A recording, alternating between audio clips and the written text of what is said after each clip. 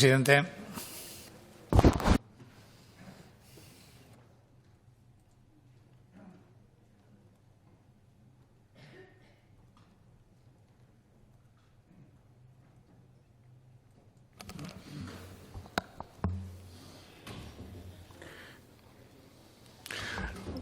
Señor Sanz, responderle a todas y cada una de las cuestiones que ha planteado.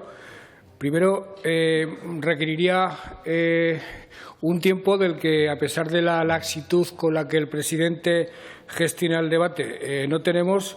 Y segundo, en muchos casos, requeriría por mi parte una información pormenorizada de la que también carezco y que no he tratado de resolver como carencia porque entendía que el formato del debate tampoco lo permitía.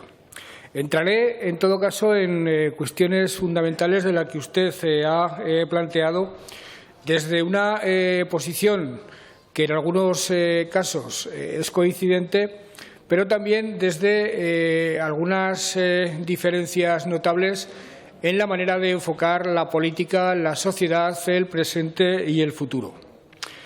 Yo entiendo que usted, desde su perspectiva, entienda que se puede reanudar la vida después de la pandemia, tomando como base presupuestaria, tomando como base del tamaño de la sanidad pública o de la educación, las que nos hemos obligado a construir para hacer frente a la crisis sanitaria.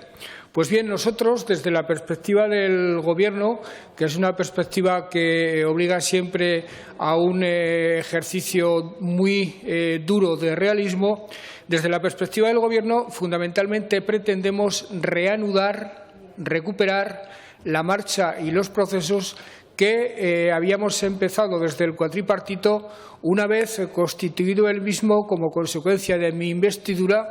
Su voto favorable lo agradezco, en el verano del año 2020. Pretendemos, por tanto, recuperar la marcha interrumpida por la pandemia, por la crisis sanitaria, recuperar lo que, en mi opinión, está perfectamente definido en la aspiración a construir un Aragón cada vez más social, más verde y más digital. La COVID, señor Sanz, ha sido una situación excepcional que ha obligado a un estrés financiero, que ha obligado a una situación de excepcionalidad que simplemente ni la puede mantener Aragón, ni la puede mantener España, ni la puede mantener Europa, a pesar de que Europa, en respuesta a la COVID, ha sido infinitamente más generosa y ha tenido bastante más sensibilidad de la que tuvo en el año 2008 en la respuesta a la crisis de Lehman Brothers.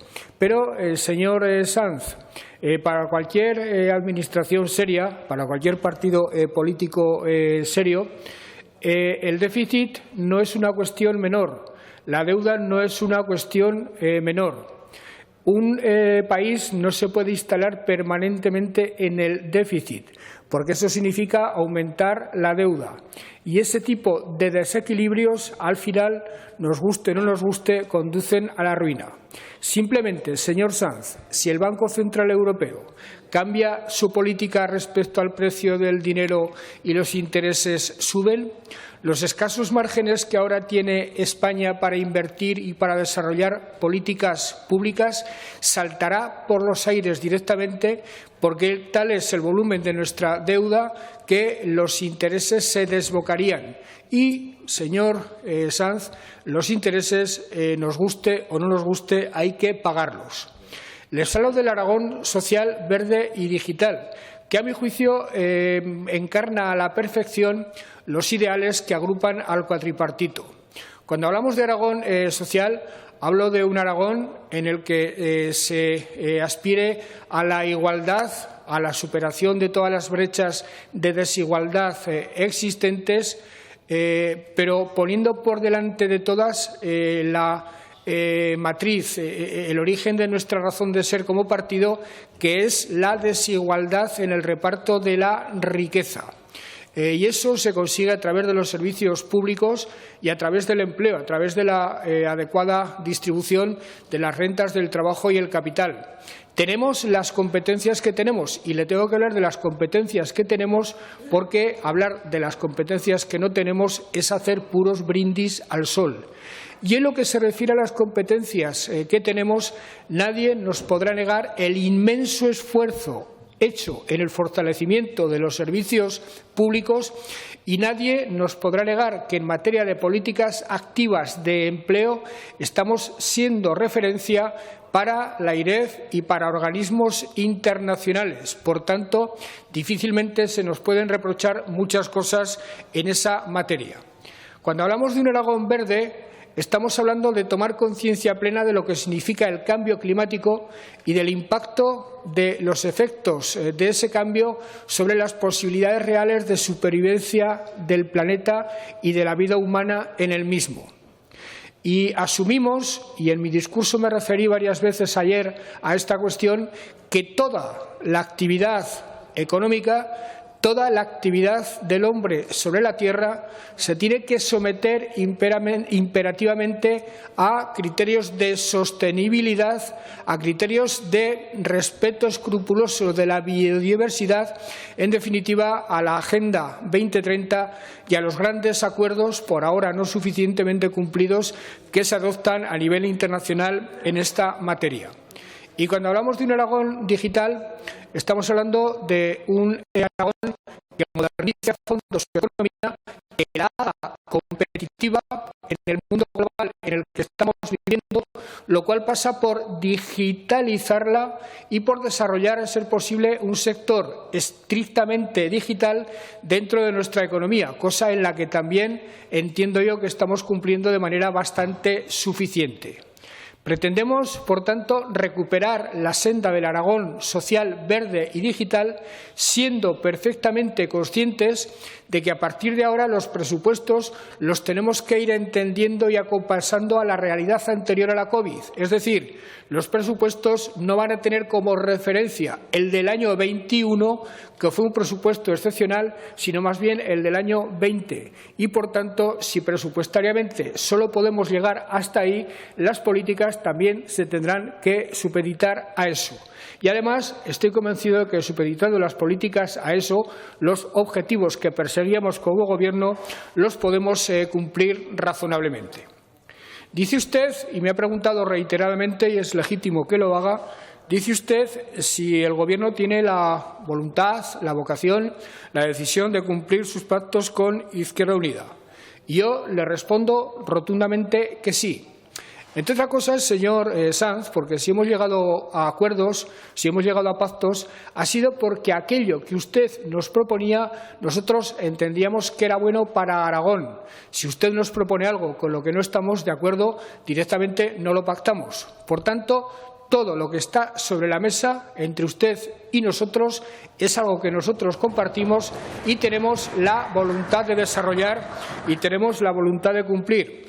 Pero permítanme que ahora vuelva otra vez al duro ejercicio del pragmatismo gubernamental para decirle que a buena parte de nuestros buenos propósitos, a buena parte de nuestros nobilísimos anhelos, le pone freno la disponibilidad económica que tenemos. Por ejemplo, por hablar simplemente de una cuestión, no será igual el ejercicio económico del año 22 si al final el Gobierno de España distribuye un fondo COVID para las comunidades autónomas que si no distribuye ese fondo COVID.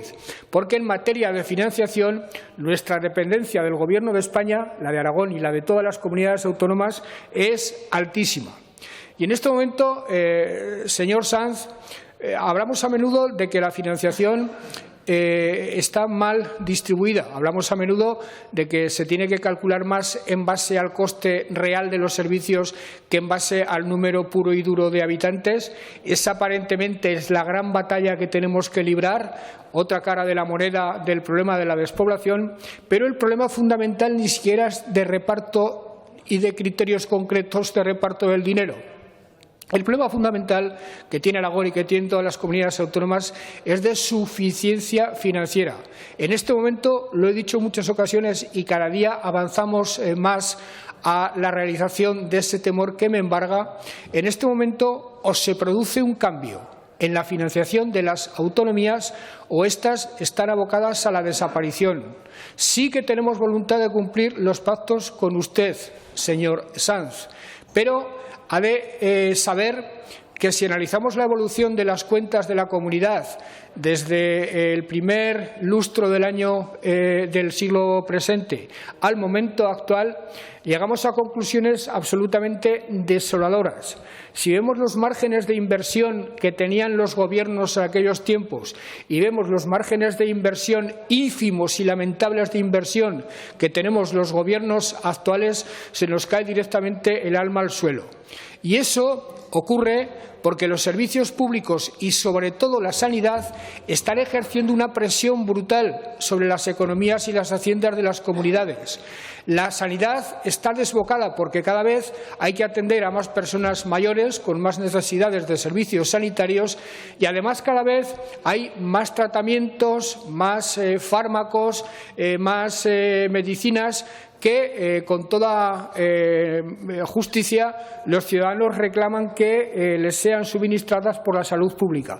Con lo cual, en este momento, la sanidad, también la educación y los servicios sociales, pero sobre todo la sanidad, abrasa directamente a las haciendas autonómicas y si no se corrige esa situación, llegará un momento en el que, salvo pagar a los maestros y a los médicos lo mejor posible, la comunidad autónoma tendrá que echar la persiana y tendrá que cerrar la puerta. Esa es la realidad, señor Sanz. Ese es el ejercicio de pragmatismo lógico que nos tenemos que hacer cada día que nos enfrentamos, por ejemplo, a la necesidad de hacer unos presupuestos como el cuatripartito ha tenido que hacer en las últimas semanas. Y cada vez que hacemos unos presupuestos sabemos que no estamos llegando a todo lo que teníamos que llegar, sabemos que estamos dejando lapsus en necesidades claras que habría que cubrir, pero tenemos que optar entre lo absolutamente imprescindible y lo que puede esperar un año. ¿Por qué? Porque tenemos un techo de gasto establecido, porque tenemos que cumplir inexorablemente reglas de déficit. En el presupuesto se puede pintar lo que se quiera, pero luego si pintas lo que no responde a la realidad, vas al banco a buscar el dinero o al propio Gobierno de España y te dice rotundamente que no, con lo cual has hecho un pan con unas hostias, por utilizar un refrán popular, que es lo que han hecho algunas comunidades autónomas recientemente, de presupuestar cientos de millones de euros por unos fondos COVID que no existen. Nosotros sabemos que si al final hay fondos COVID nos llegarán, que nos permitirán un cierto respiro respecto al presupuesto, pero que si no hay fondos COVID nos tendremos que arreglar con lo que el Gobierno de España y la Unión Europea establecen respecto al déficit y establecen respecto a la deuda. Los consejeros, conforme usted iba hablando, me han ido pasando puntualizaciones respecto a cuestiones concretas que usted planteaba, de sanidad y de otras materias.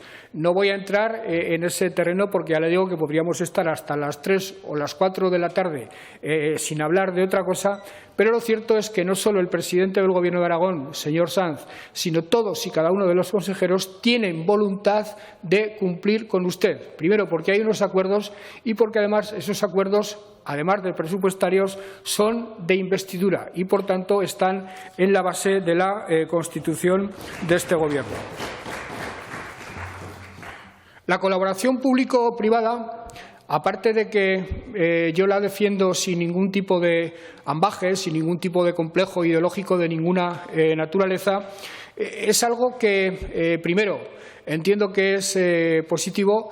Y segundo, entiendo que, dadas las circunstancias de las haciendas públicas, es inevitable para acometer muchas de las políticas públicas que requiere el momento presente.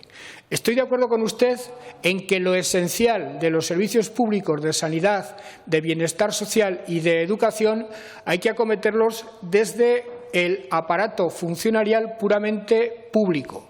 Pero, más allá de eso, ortodoxias estrictas en cuanto al contenido público de las políticas, yo tampoco las sostengo.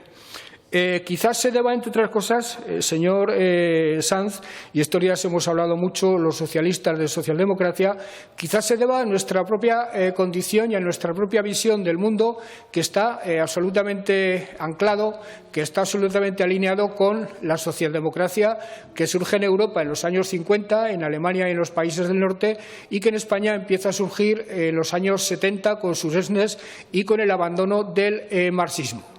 En el ámbito del socialismo democrático, de la llamada Segunda Internacional, se llega a la conclusión de que repartir la riqueza a base de colectivizar los medios de producción no ha producido sino pobreza y, en muchos casos, corrupción, y que se trata de reorientar fundamentalmente la orientación de la izquierda a la hora de redistribuir la riqueza, aceptando el mercado, dándole un tinte social a la economía de mercado, que se vino a denominar economía social de mercado, dejando atrás el accidentalismo respecto a la democracia y aceptando como parte constitutiva fundamental del socialismo la democracia liberal, la democracia representativa, y entendiendo que el Estado tenía que promover unos servicios públicos fortísimos como principal manera de redistribuir la riqueza.